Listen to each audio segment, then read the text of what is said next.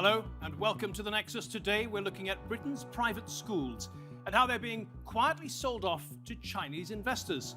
Some say this is just a business story. Others are warning there's something very suspicious going on here. The schools themselves are classic British institutions which, for a price, offer a top education to British children and to overseas students who pay even more. Is it worth it? Well, ask the British Prime Minister, the Finance Minister, and frankly, half the Cabinet, who were educated privately. Because it's one of the glories of our education system that it attracts so many people from around the world. Over the past 2 decades, British parents have struggled to afford the rising fees. Schools have taken on ever more foreign pupils, especially from China. Today, nearly half of all foreign boarding school pupils in the UK are Chinese. Since 2014, some struggling schools have gone even further, actually allowing Chinese investors to buy the entire school, 17 so far, including Riddlesworth Hall, Princess Di's old prep school, and St Bees in Cumbria, which was founded well over 4 centuries ago when Queen Elizabeth I was still on the throne. Mr Bean actor Rowan Atkinson went here, which only enhances its profile in China. We're going to be hearing from the school's headmaster, Roger Sinnett, in the programme. At St Bees, we are very proud of being the unique school which has developed the GAP programme. What do I mean by GAP? GAP is Global Awareness Programme. And using this programme, we develop the skills of our young people in every single aspect. Now, the pandemic has only made things worse for some schools, forcing them to drastically reduce their fees as children study at home. And so now, even more schools are seeking Chinese investment. Often, they'll use an intermediary like our second guest, Julian Fisher, who works for the British Chamber of Commerce in China. The usual headlines are of schools being saved from oblivion. But critics, like our final guest, Nigel Farage, are warning it's nothing less than a communist takeover. I said at the start of the year that with Brexit done, albeit imperfectly, I was going to focus as much as I could on China, or in particular, the Chinese Communist Party. This story has been completely untold up until this moment in time, and it is that the Chinese are now buying up British schools. Every one of these companies that is buying up British schools has a direct link to the Chinese Communist Party. He points to investors like Bright Scholar, which is owned by China's richest woman, Yang Huiyan, worth an estimated $28 billion. She's the daughter of Bright Scholar's founder, Yang Guoqiang, a member of the Communist Party's highest-ranking advisory council. Bright Scholar now owns Bournemouth Collegiate School, St Michael's School in Wales, Bosworth Independent College in Northampton, and the chain of boarding schools known as Cats Colleges. According to one of Britain's biggest newspapers, 9 out of the 17 Chinese-controlled schools are owned by firms whose founder or bosses are among China's most senior Communist Party members. And it suggests that hundreds of other schools are being targeted for an imminent takeover. Okay, let's bring in our guest now, and we have Roger Sinnett with us. He is the headmaster of St Bees in Cumbria.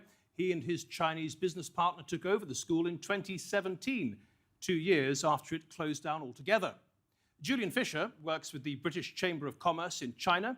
He's lived in the country for some 16 years now and connects UK schools with potential investors. And our final guest is a man who needs little introduction, Nigel Farage.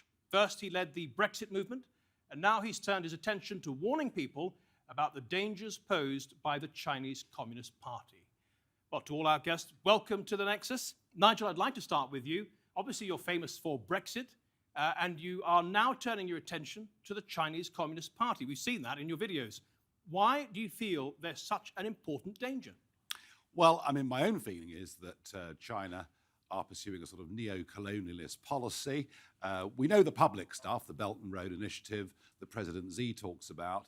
But this story about Chinese companies buying up British schools is one that hadn't really been told until this last weekend. And here's my concern. My concern is whether it's culturally, educationally, whether it's in business, it could be telecoms or many other sectors, that we're seeing the influence of the Chinese Communist Party growing massively in this and every other Western country. I find that a problem. I find their treatment of the Uyghurs wholly unacceptable. The removal of democracy in Hong Kong, absolutely appalling. I mean, I'm not happy about this, but the key point and why this program today is so important is that all of this has been happening without any public debate. And it's as if the upper echelons of British society, through civil service and government, many of them have become so pro the CCP in China that I just think that if we're going to allow the Chinese to go on buying assets in this country, let's at least have a public discussion about whether it makes sense. And why do you think it is that there are so few articles and media reports about what's happening? Money. Money, money, money, money, money, money. You only have to look, for example, at Huawei, the telecoms company. Have a look at the people that have served on the advisory board since 2014. And what you'll find are former big global businessmen. You'll find former senior civil servants, former political figures. Ask yourself, who does David Cameron, the former Prime Minister, who does he work for? Well, he's working as an intermediary between the Chinese government and the British government. And what you find is that very cleverly, the Chinese have bought such influence in this country that this neo-colonialist takeover is being allowed to happen without debate. And I'm not going to allow that. I want us to have a debate. I have heard, when it is reported, it tends to be in quite positive terms. I'll give you an example. You've got the former head of Harrow saying, they've got the money now. We haven't. And we should be jolly pleased they've come to save our schools. What's wrong with that? If you sell your soul for money to a regime that has no respect for human rights, democracy, freedom of speech, then I think you deserve what's coming to you. That's fine. He can say that, and the boss of St. Bees can say the same thing as well if they want to. But let's have a debate. Well, let's do that. I mean, surely isn't the point that our children deserve to have a neutral education? And just 1 week's investigation into what is going on in some of these schools, I would suggest, in terms of the content that is being taught to children, is very concerning. Roger Sinnett, let's bring you in at this point. You're selling your soul? Absolutely not. You'd expect me to say that.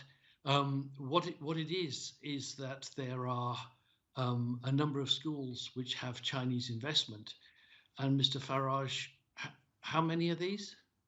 Well, we don't know. I mean, 17 have been identified so far, but I've no doubt there are many others.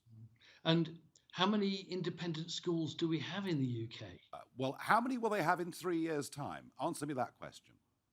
Because you and I both know that with the pandemic, the private school sector is in big trouble. I know that. Oh, yes. I understand that. In fact, 42 independent schools have closed since September, but there are 2,600 independent schools in the UK, of which 17 have Chinese finance. That's not a pandemic of Chinese investment, is it? Well, there were none in 2013, and I don't know how many there are going to be in a few months' time, but you've just said it. If 42 independent schools have closed just since September, there are potentially rich pickings for Chinese investors, and let me emphasize, Chinese investors in the most part with direct links to the Chinese Communist Party, and that is the problem. I would say here, Nigel, that actually the direction of influence is in the opposite direction. There are 46 British schools in China. I run 3 schools in China as well as the one in England. And actually the direction of travel is quite in the opposite direction. We are exporting British education into China in spade loads. So the idea that they're coming over and changing the way we do things here is somewhat of an exaggeration. Roger, I think let's take a look at your case in particular. You're not only the headmaster, but also the co-founder of Full Circle, which is a company you run with your Chinese partners and which owns St. Bees. Can you just explain why you bought this school? It was failing. In fact, it had closed. Why did you choose it? Well, the Full Circle Education Group was founded by Danny Wong, who is a Chinese gentleman who was educated at Cambridge and has a great passion for education, having set up a charity school in Cambodia and doing other charitable functions. And we decided together to purchase St. Bees School in order that we can revitalize it, but with a completely new mission, which was fusion education, taking the best of the East and taking the best of the West and putting them together to create a fusion program.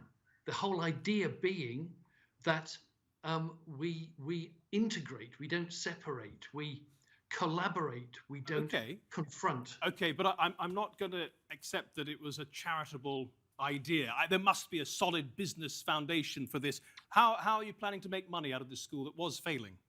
Well, essentially what happens is that we use the St. Bees brand, which is 480 years old, as you well said in your introduction, and that we take through our St. Bees schools in China, and we use that heritage to propose our fusion education into China. Now, this fusion education, it sounds like the syllabus will be different to other British schools. And that's fine. You're planning to teach Mandarin and a different style of mathematics and so on. I think what people most admire about British schools is probably how free they are to think and how to discuss topics. Would you be comfortable with your pupils learning about Tiananmen Square crackdown, the deprivation of rights in Hong Kong, and what some people have called the genocide of the Uyghurs in Western China? Would you be happy for your students to discuss those topics? Absolutely. We have I myself run the Global Awareness Program in the school, and we discuss all topics completely freely within the school. There is absolutely no control. In fact, I am the person as Director of Education for Full Circle. I am the person who defines the curriculum, not just in the UK school, but in the Chinese schools as well. And even though we operate within the boundaries of Chinese law, we don't censor anything. I get the feeling, Nigel, that you feel rather skeptical about that. Yeah, well, fusion education sounds to me like a very, very strange term. Why not give them a good British education? Surely that's what we should be doing. And that, of course, gets then put into a global context. Look, what we've seen already, and as I say, this investigation is really quite young, but through the Confucius Institutes, which are feeding material in to universities and schools in this country, teenagers are 15, 16 years old, being encouraged to go on to Chinese apps once they've got a basic knowledge of Mandarin, presenting a totally sanitized view of Chinese history and painting President Xi out to be some great big cuddly creature. This is propaganda. And the point about schools and universities is you want people to be exposed to all arguments and to learn critical thinking. And quite honestly, Julian, if we look at the way the Chinese Communist Party have cracked down on the internet and many other things, they are not believers in free speech and open debate. That's my worry. Julian, just before we get to what you do for a living, you've been listening to these two gentlemen talking. What do you make of their remarks? I think the first thing I'd like to say is that, Nigel Farage has mentioned this investigation is very young, that this has all been happening very quietly. We released a report in June 2020, which seems to have been the basis for the Daily Mail article, where we identified the 17 schools. And we did that almost all from news reports in the UK and China. We then released that report publicly in the UK and China. So this is not a secret. This is not happening quietly. This is not kind of surreptitious at all. But nobody I know knows about this story, Julian. No one I know knows about this story. I know it comes out in the occasional article and in your report, but with all due respect, I didn't even know your report existed till about 3 days ago. Yeah, I think the reason nobody knows about this is because it's manufactured outrage. This isn't really a story. It is about foreign investment into the UK. This happens every single day, and it's something that we should encourage, especially when it is helping failing schools and it's helping to support local economies, especially in rural areas. It's just not a story. I mean, the point I accept is that the independent sector is in real trouble. As somebody who's been paying private school fees for a long time, I understand why that is. School fee inflation has run, way ahead in the last couple of decades. But the point surely is this: foreign investment, fine. I mean, we're a magnet as a country for foreign investment. Of course we are. What we are worried about is propaganda being taught in our schools, and to suggest that because a report was issued, that somehow people knew about this. No, they did not. Nobody had a clue that China was beginning this project. And I don't know what the extent of China's ambitions are here, but we know from other sectors that they invest in, once they make a decision, they tend to go for it in quite a big way. Okay. So isn't it fair and reasonable before more schools Let's just get say, bought, China is not a monolith. When we talk about China and say, it's doing this, it's doing that, it's 1.3 billion people. It's got government, it's got business, it's got individuals. And so this is not a government takeover. I speak to Chinese business people almost every week. They want to buy schools in the UK. They want to partner with schools in the UK. They are not affiliated with government in any way. They are private businesses that want to generate revenue and profit. And if anything, I think you might have got the wrong end of the stick. I think the government doesn't want these individuals to buy schools in the UK. I think it's actually the opposite of what you... Julian, let's just demystify these investors for a moment. And tell me, what kinds of people approach you for schools in Britain? In almost all cases, it is property companies, and they are diversifying their investments. They know that if they open schools in big compounds in China, that it will increase the value of their property. So more often than not, they're looking to buy a UK school and then leverage that brand back in China so that they can raise the price of properties. Right. It really is quite commercial. But you do accept, even in your own report, some of the owners do have strong links to the Chinese Communist Party. So bright scholar Yang Huiyan, her father is a Communist Party Advisory Council member.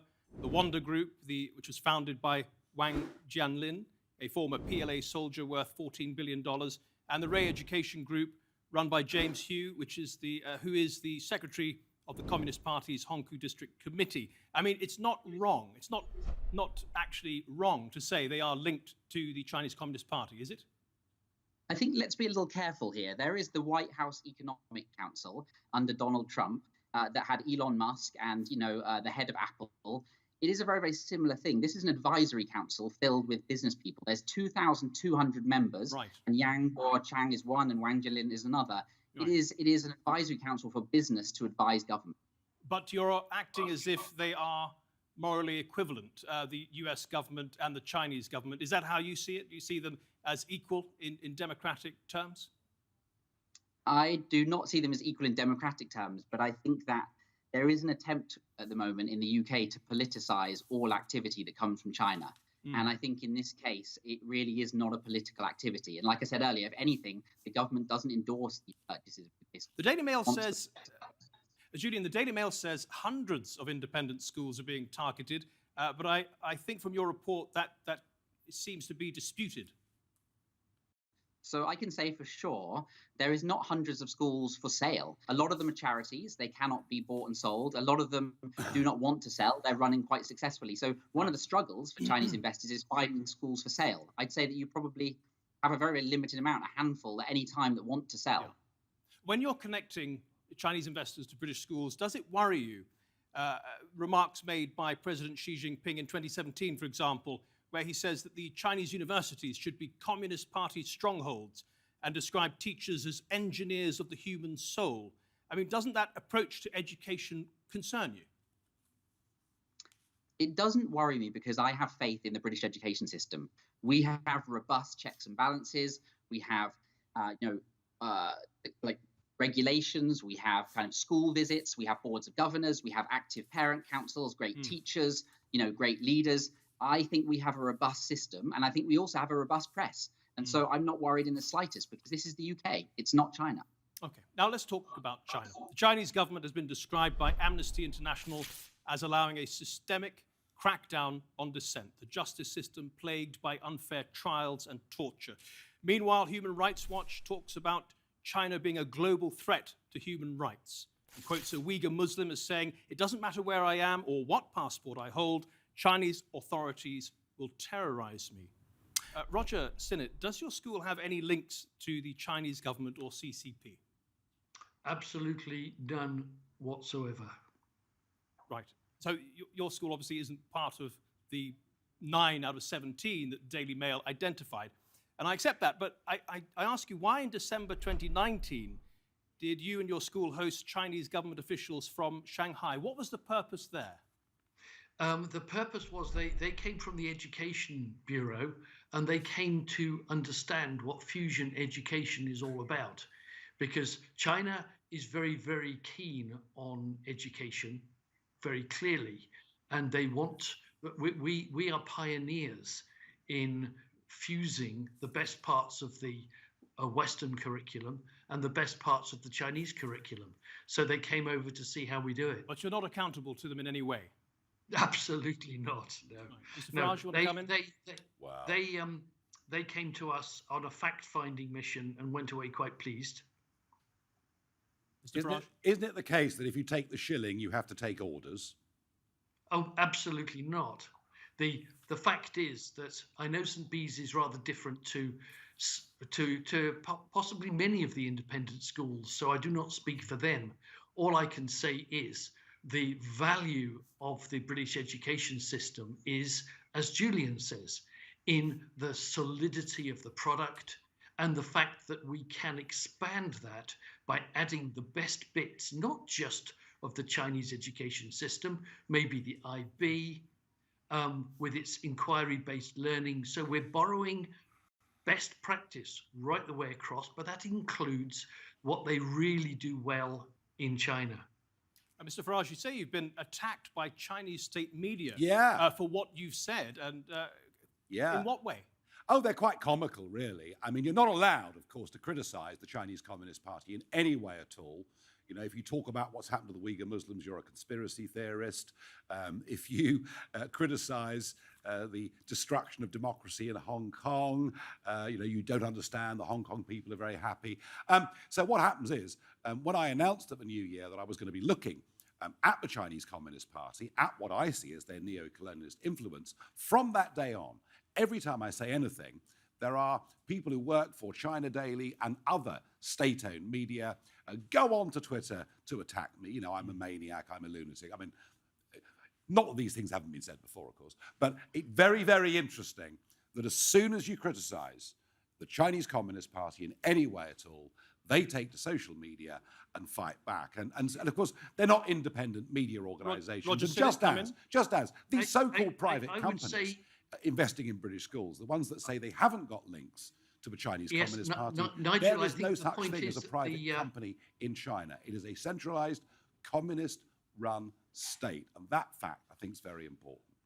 But Nigel, if I could just mention the situation that probably throughout your career you have been a specialist in possibly what I would call rabble-rousing.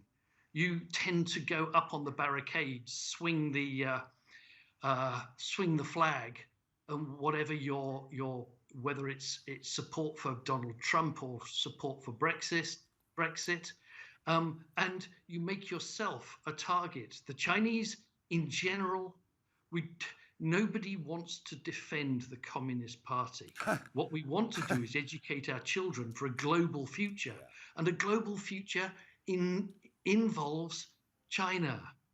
Well, I think no matter what you say. So our job is to educate our children to be able to operate in all contexts, including an East meets West context, including working with China. We need a response from you, Nigel. We're running out of time. Well, look, I think, you know, the difference is between you and I that I defend things like Trump and Brexit, which are democratic results, and you're defending effectively, you know, a Chinese state run by an appalling communist party. And look, my view, I would not send my child to a school that was under Chinese control because I wouldn't trust, whatever the safeguards are, I wouldn't trust the fact they weren't going to be propagandized.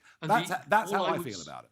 All I would say, Nigel, is that the number of schools under communist control in England may be countable on one hand, maybe less. So what? You know, disease starts with a couple of cells that go wrong. So I why don't you espouse... I don't know how many hundreds they're going to buy in the next few years. Maybe as a result of this debate, they won't. Why don't you espouse the cause of how many Russians own half of London?